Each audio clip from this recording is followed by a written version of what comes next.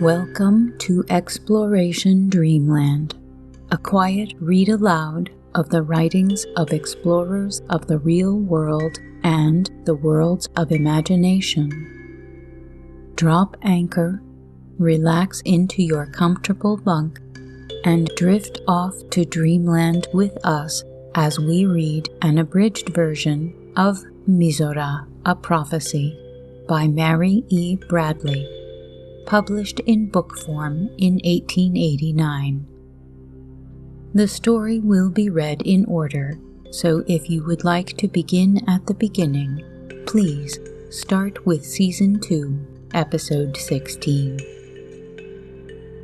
If you would like to stay in touch between episodes, you can follow us on Instagram, Twitter, or Facebook at Exploration Dreamland. If you would like to recommend a text, please email us at explorationdreamland, all one word, @gmail.com.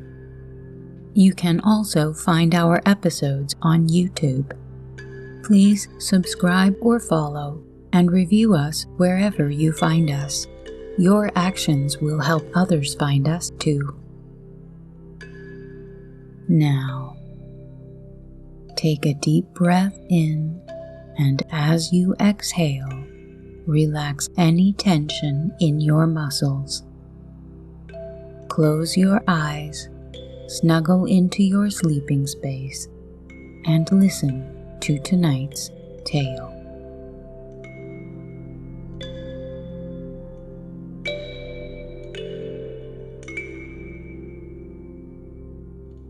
MIZORA, a Prophecy, a manuscript found among the private papers of the Princess Vera Tsarevich. Being a true and faithful account of her journey to the interior of the earth, with a careful description of the country and its inhabitants, their customs, manners, and government, written by herself. Preface. The narrative of Vera Tsarevich, published in the Cincinnati Commercial in 1880 and 1881, attracted a great deal of attention. It commanded a wide circle of readers, and there was much more said about it than is usual when works of fiction run through a newspaper in weekly installments. Quite a number of persons who are unaccustomed to bestowing consideration upon works of fiction spoke of it and grew greatly interested in it.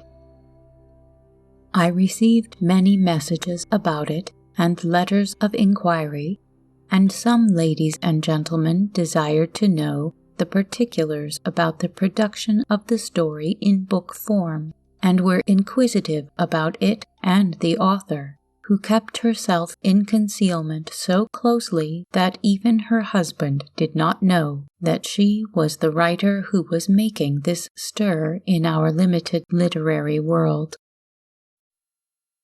I was myself so much interested in it that it occurred to me to make the suggestion that the story ought to have an extensive sale in book form, and to write to a publisher. But the lady who wrote the work seemed herself a shade indifferent on the subject, and it passed out of my hands and out of my mind.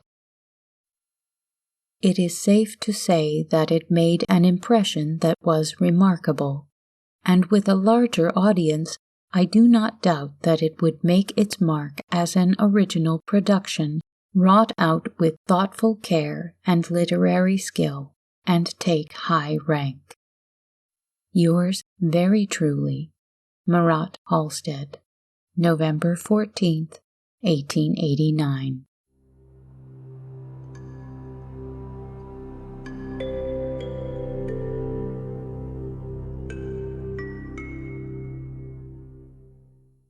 Part First, Chapter 1. Having little knowledge of rhetorical art and possessing but a limited imagination, It is only a strong sense of the duty I owe to science and the progressive minds of the age that induces me to come before the public in the character of an author. True, I have only a simple narration of facts to deal with, and am, therefore, not expected to present artistic effects and poetical imagery, nor any of those flights of imagination that are the trial and test of genius. Yet my task is not a light one. I may fail to satisfy my own mind that the true merits of the wonderful and mysterious people I discovered have been justly described. I may fail to interest the public, which is the one difficulty most likely to occur and most to be regretted, not for my own sake, but theirs. It is so hard to get human nature out of the ruts it has moved in for ages. To tear away their present faith is like undermining their existence. Yet others who come after me will be more aggressive than I. I have this consolation. Whatever reception may be given my narrative by the public, I know that it has been written solely for its good. That wonderful civilization I met with in MIZORA, I may not be able to more than faintly shadow forth here. Yet from it, the present age may form some idea of that grand, that ideal life that is possible for our remote posterity. Again and again has religious enthusiasm pictured a life to be eliminated from the grossness and imperfections of our material existence.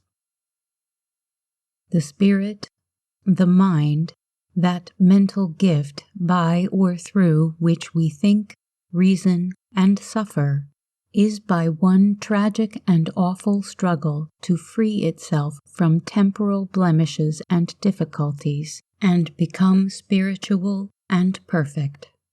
Yet, who, sweeping the limitless fields of space with a telescope, glancing at myriads of worlds that a lifetime could not count, or gazing through a microscope at a tiny world in a drop of water, has dreamed that patient science and practice could evolve for the living human race the ideal life of exalted knowledge. The life that I found in MIZORA, that science had made real and practicable. The duty that I owe to truth compels me to acknowledge that I have not been solicited to write this narrative by my friends, nor has it been the pastime of my leisure hours, nor written to amuse an invalid, nor, in fact, for any of those reasons which have prompted so many men and women to write a book. It is, on the contrary, the result of hours of laborious work, undertaken for the sole purpose of benefiting science and giving encouragement to those progressive minds who have already added their mite of knowledge to the coming future of the race. We owe a duty to posterity, says Junius in his famous letter to the king. A declaration that ought to be a motto for every schoolroom, and graven above every legislative hall in the world. It should be taught to the child as soon as reason has begun to dawn, and be its guide until age has become its master. It is my desire not to make this story a personal matter, and for that unavoidable prominence which is given one's own identity in relating personal experiences, an indulgence is craved from whomsoever may peruse these pages. In order to explain how and why I came to venture upon a journey no other of my sex has ever attempted, I am compelled to make a slight mention of my family and nationality. I am a Russian, born to a family of nobility, wealth, and political power.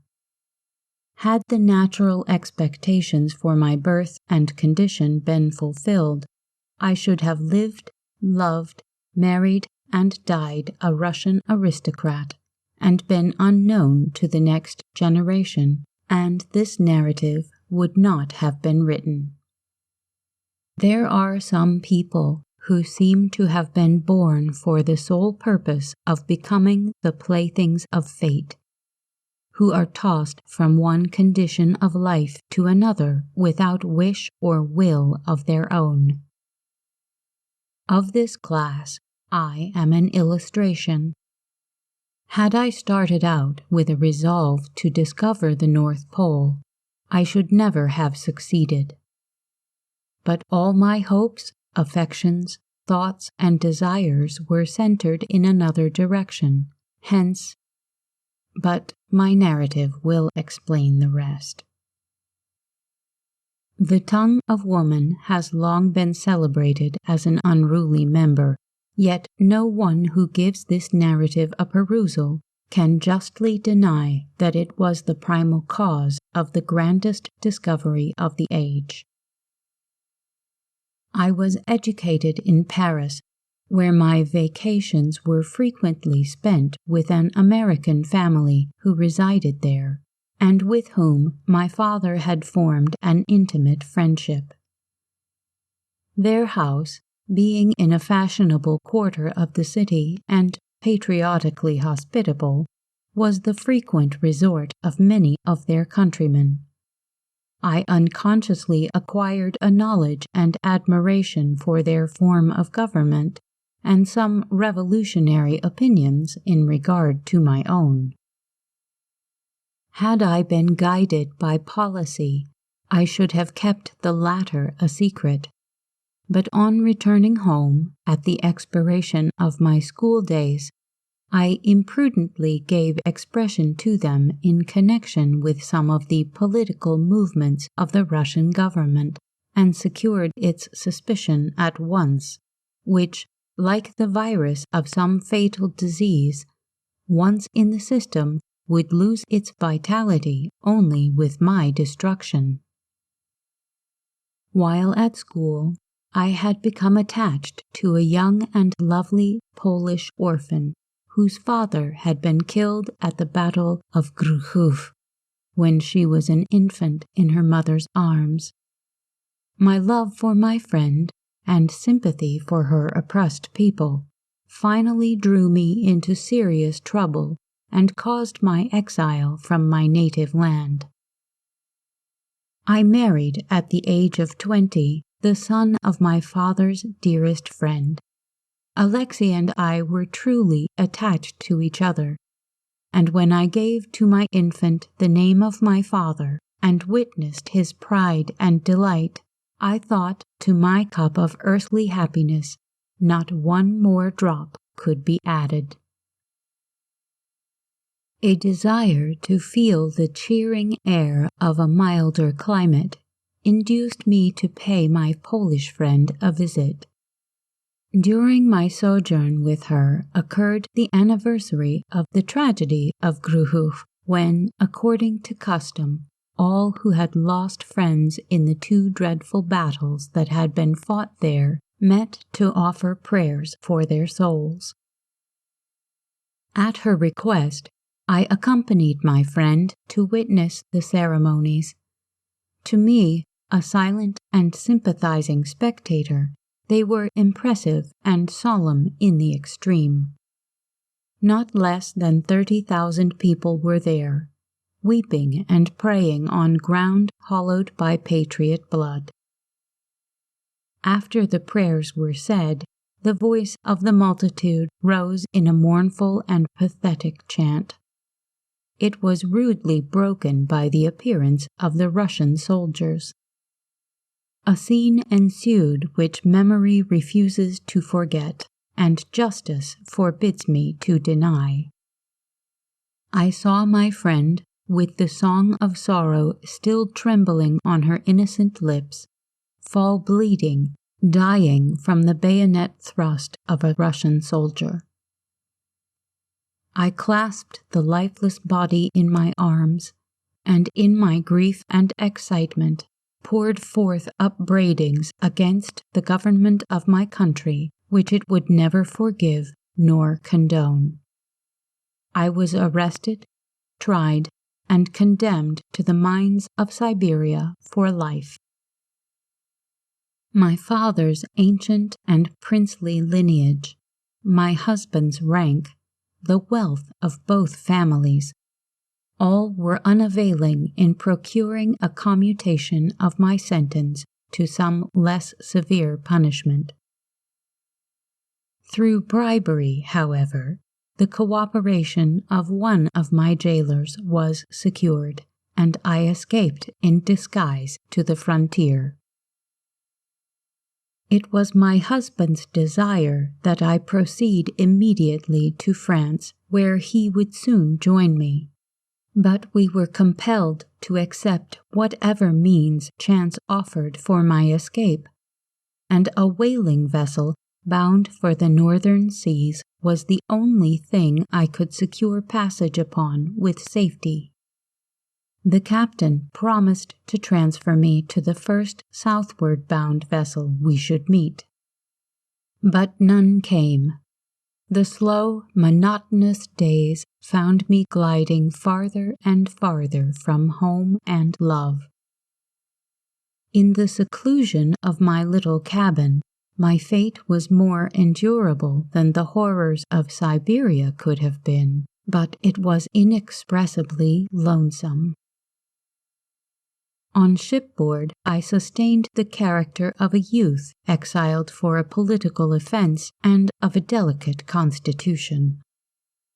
It is not necessary to the interest of this narrative to enter into the details of shipwreck and disaster which befell us in the northern seas.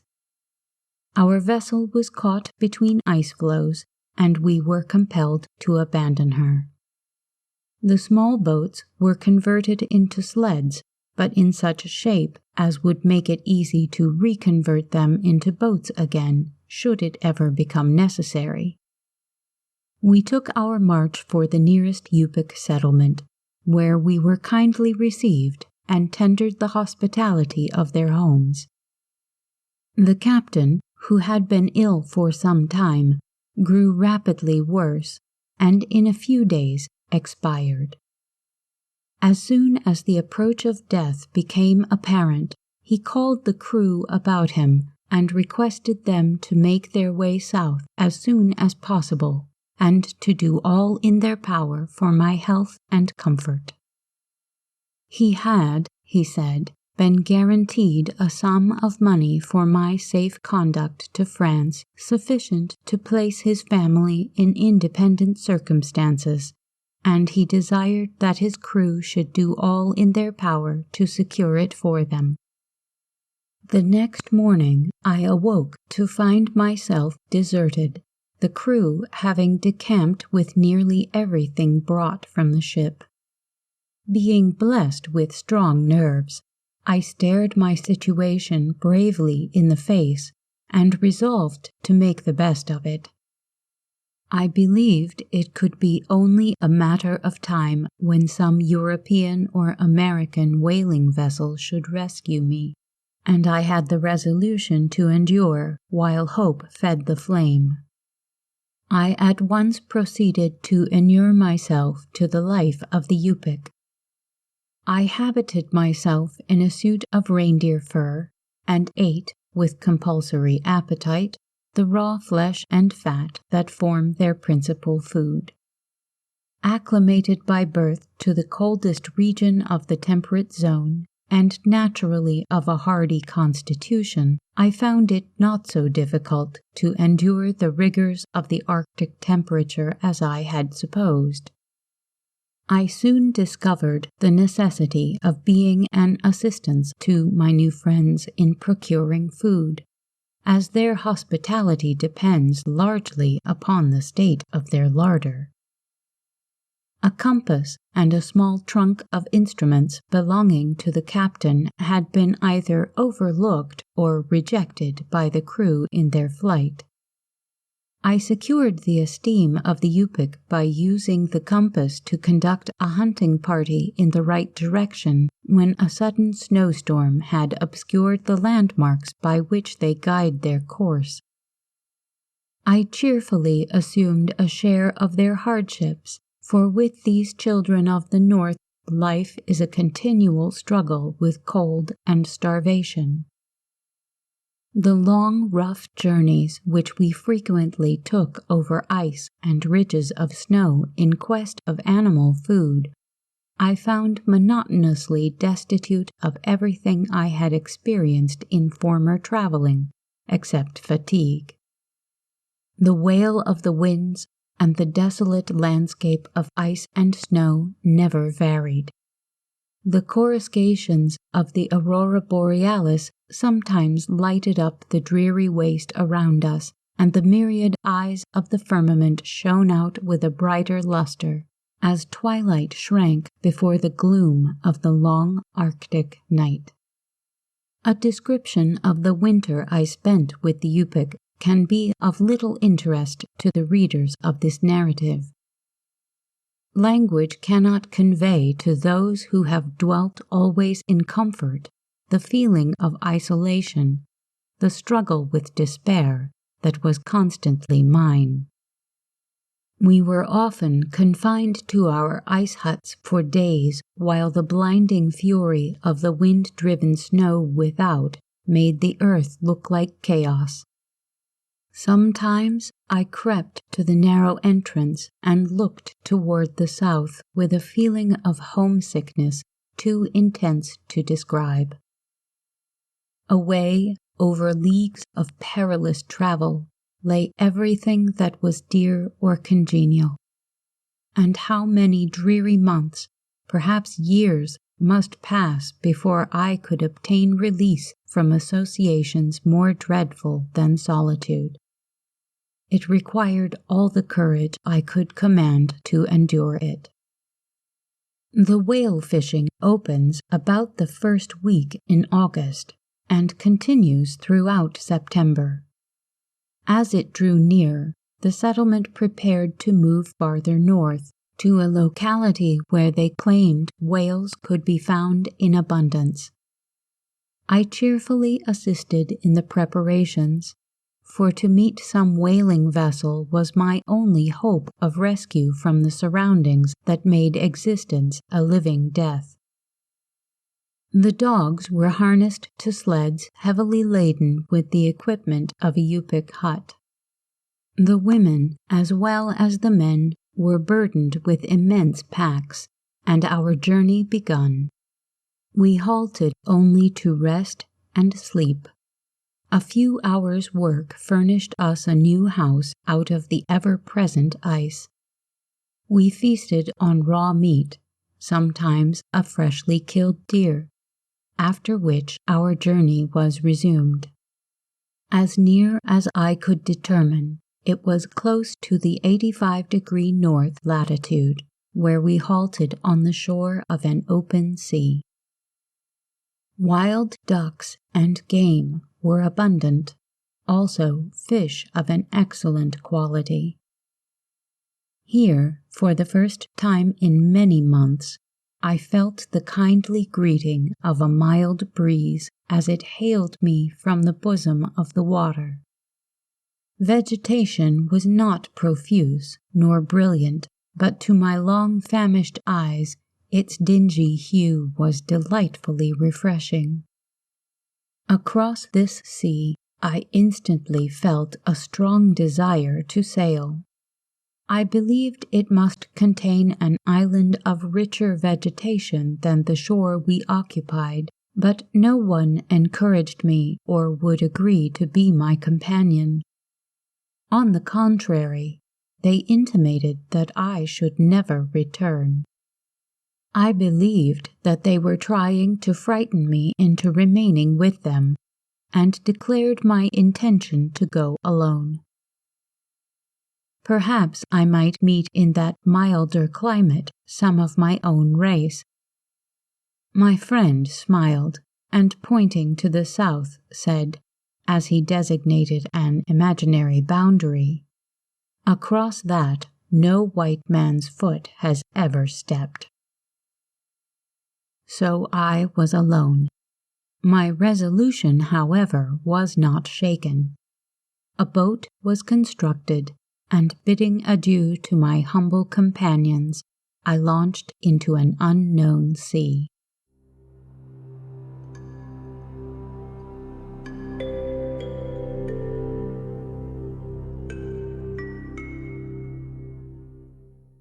Chapter 2. On and on and on I rowed until the shore and my late companions were lost in the gloomy distance. On and still on, until fatigued almost to exhaustion, and still no land.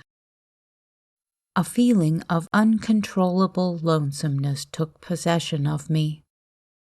Silence reigned supreme. No sound greeted me save the swirl of the gently undulating waters against the boat and the melancholy dip of the oars. Overhead, the familiar eyes of night were all that pierced the gloom that seemed to hedge me in. My feeling of distress increased when I discovered that my boat had struck a current and was beyond my control. Visions of a cataract and inevitable death instantly shot across my mind.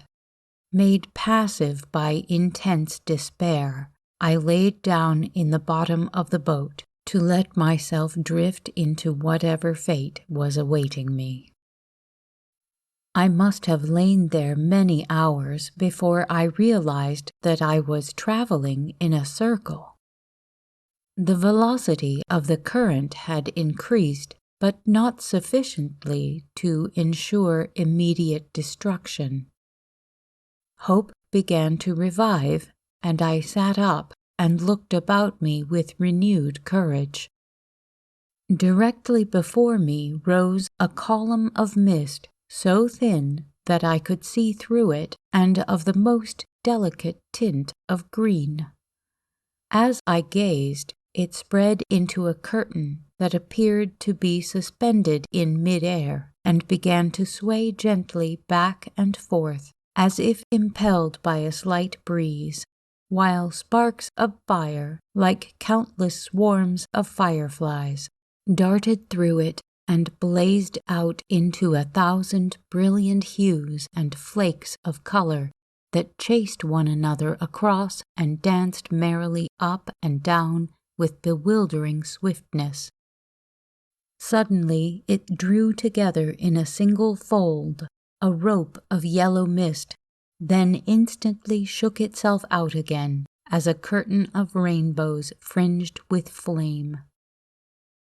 Myriads of tassels, composed of threads of fire, began to dart hither and thither through it, while the rainbow stripes deepened in hue until they looked like gorgeous ribbons glowing with intensest radiance, yet softened by that delicate misty appearance which is a special quality of all atmospheric color, and which no pencil can paint nor the most eloquent tongue adequately describe. The swaying motion continued. Sometimes the curtain approached near enough, apparently, to flaunt its fiery fringe almost within my grasp.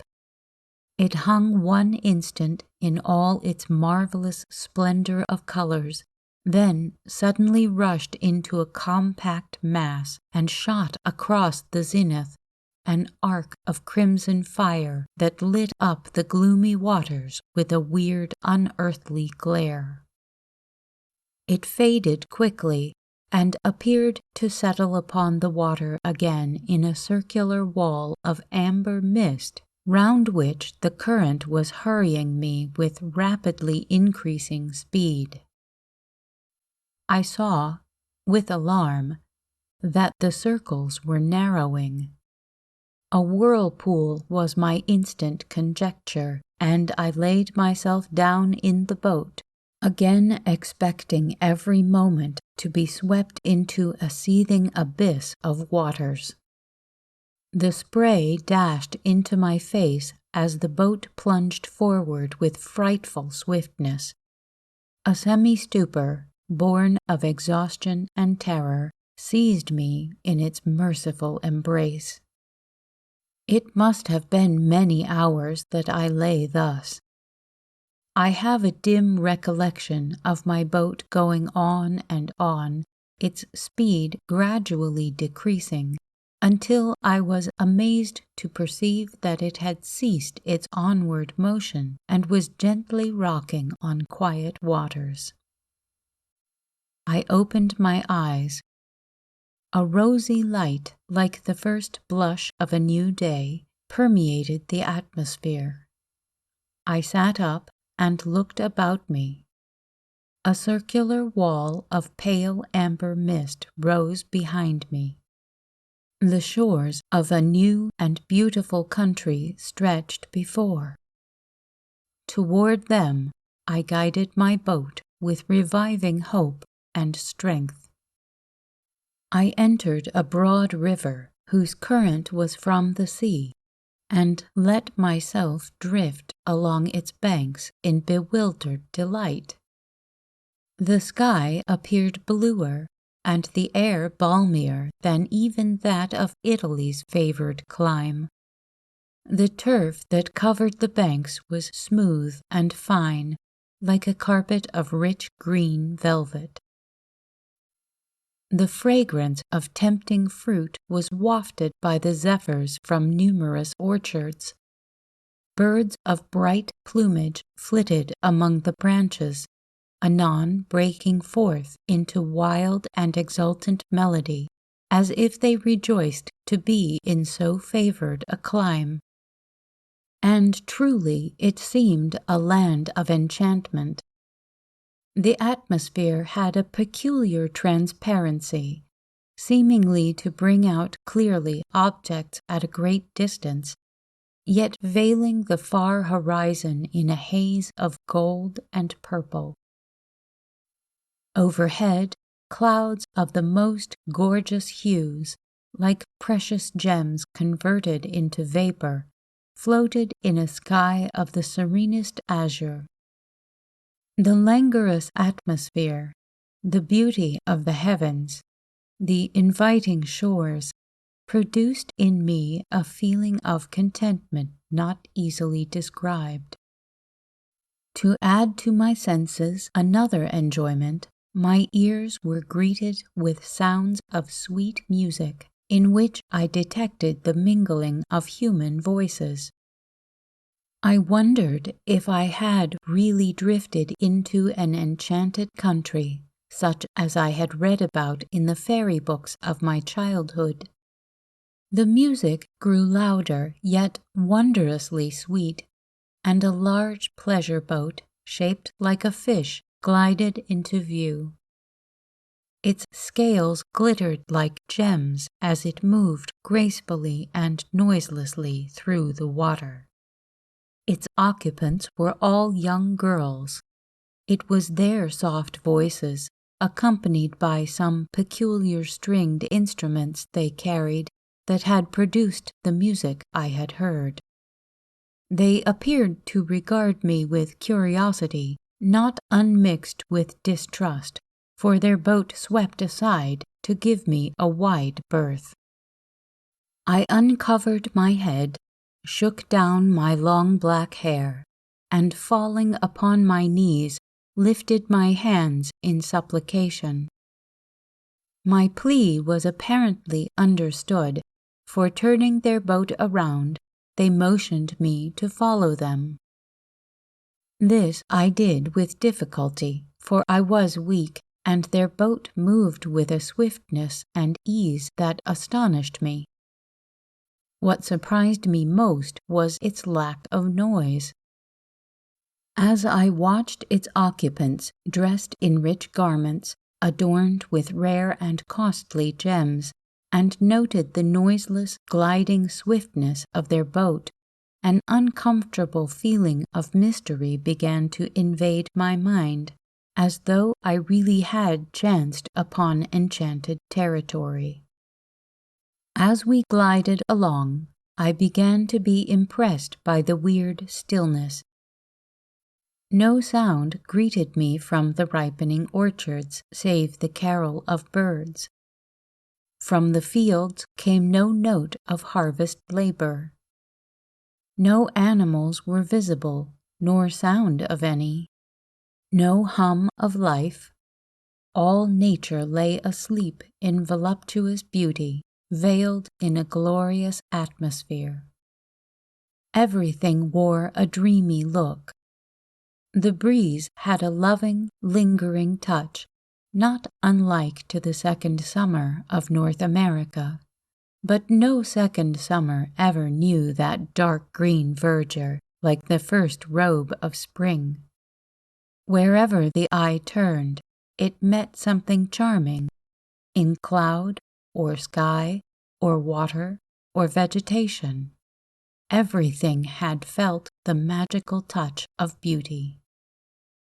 On the right, the horizon was bounded by a chain of mountains that plainly showed their bases above the glowing orchards and verdant landscapes.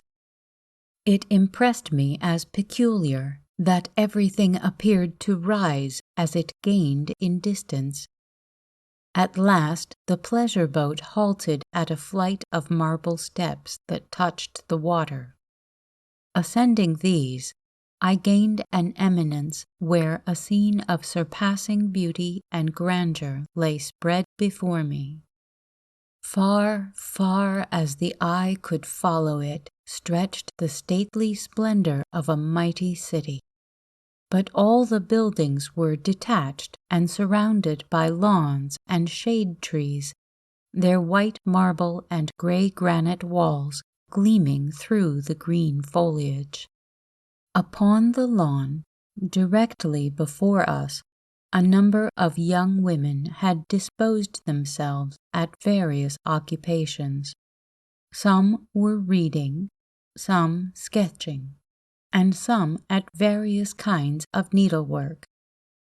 I could not determine whether their language possessed a peculiarly soft accent or whether it was an unusual melody of voice that made their conversation as musical to the ear as the love notes of some amorous woodbird to its mate. A large building of white marble crowned a slight eminence behind them. Its porticos were supported upon the hands of colossal statues of women carved out of white marble with exquisite art and beauty. Shade trees of a feathery foliage, like plumes of finest moss, guarded the entrance and afforded homes for brilliant plumaged birds that flew about the porticos and alighted on the hands and shoulders of the ladies without fear. Some of the trees had a smooth, straight trunk and flat top, bearing a striking resemblance to an oil paper umbrella. On either side of the marble-paved entrance were huge fountains that threw upward a column of water 100 feet in height, which, dissolving into spray, fell into immense basins of clearest crystal. Below the rim of these basins, but covered with the crystal, as with a delicate film of ice, was a wreath of blood-red roses that looked as though they had just been plucked from the stems and placed there for a temporary ornament. I afterward learned that it was the work of an artist and durable as granite. I supposed I had arrived at a female seminary, as not a man, or the suggestion of one, was to be seen. If it were a seminary, it was for the wealth of the land, as house, grounds, adornments, and the ladies' attire were rich and elegant. I stood apart from the groups of beautiful creatures like the genus of another race, enveloped in garments of fur that had seen much service. I presented a marked contrast. The evident culture, refinement, and gentleness of the ladies banished any fear I might have entertained as to the treatment I should receive. But a singular silence that pervaded everything impressed me painfully. I stood upon the uplifted verge of an immense city, but from its broad streets came no sound of traffic, no rattle of wheels, no hum of life. Its marble homes of opulence shone white and grand through mossy foliage. From innumerable parks the fountains sparkled and statues gleamed like rare gems upon a costly robe. But over all a silence, as of death, reigned unbroken.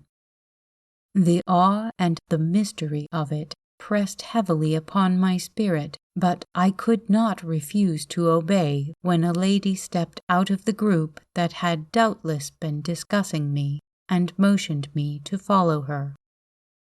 She led me through the main entrance into a lofty hall that extended through the entire building and consisted of a number of grand arches representing scenes in high relief of the finest sculpture. We entered a magnificent salon where a large assembly of ladies regarded me with unmistakable astonishment. I was presented to one whom I instantly took to be the Lady Superior of the college, for I had now settled it in my mind that I was in a female seminary, albeit one of unheard-of luxury in its appointments. The lady had a remarkable majesty of demeanor and a noble countenance. Her hair was white with age, but over her features the rosy bloom of youth still lingered, as if loath to depart. She looked at me kindly and critically, but not with as much surprise as the others had evinced.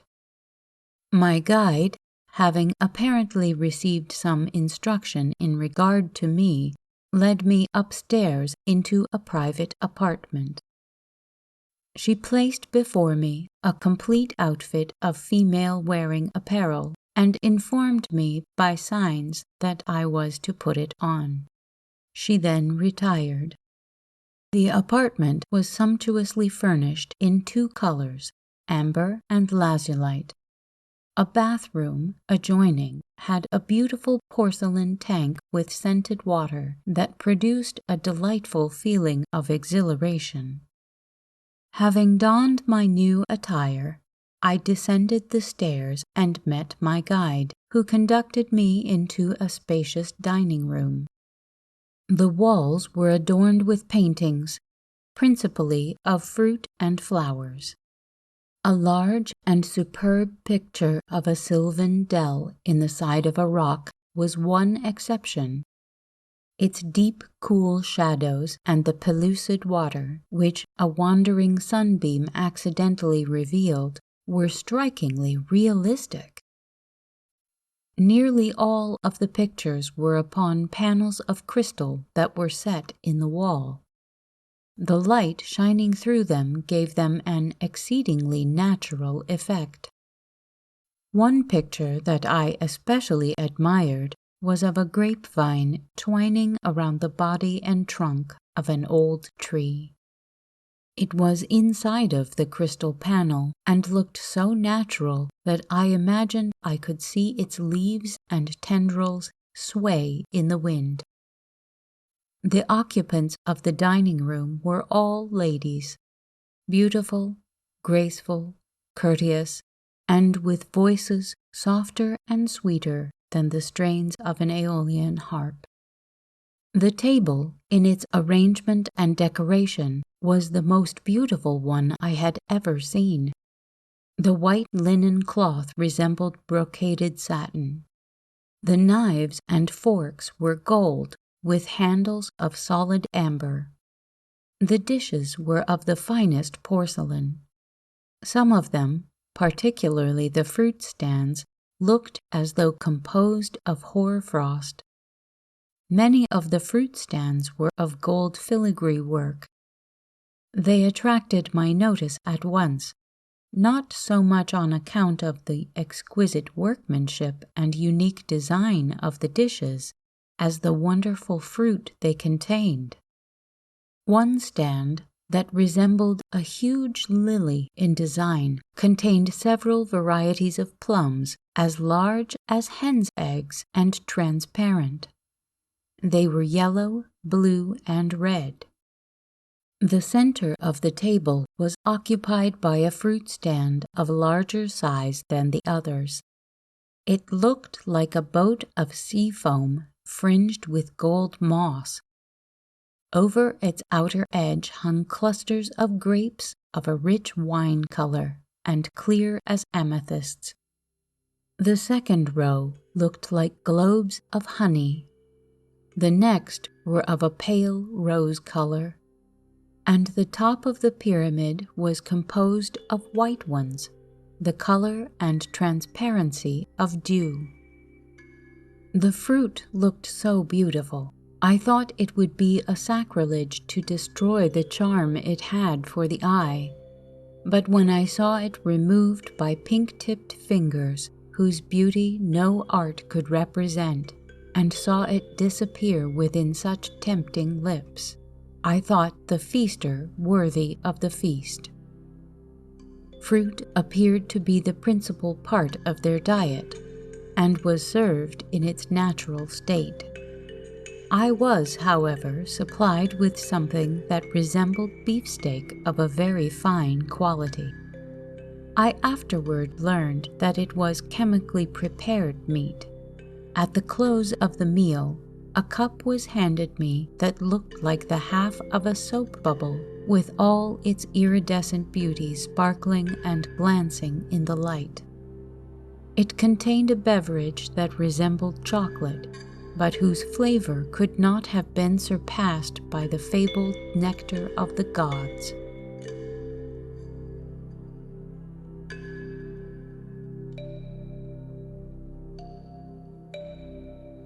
Stay tuned for the next segment from MIZORA, A Prophecy by Mary E. Bradley. Please follow, rate, and review us on your favorite podcast app. Keep in touch with us on Twitter, Instagram, Facebook, or YouTube, and recommend us to anyone you know who could use a quiet break or a little help falling asleep. Exploration Dreamland is produced, edited, and hosted by me, Sarah Van Zaley. A big thank you to Project Gutenberg for helping me find this and many other interesting publications. Thanks also to Kevin MacLeod at incompetech.com for providing the theme music for this show. The title of this piece is Kalimba Relaxation Music, if you would like to visit his website to hear it in its entirety.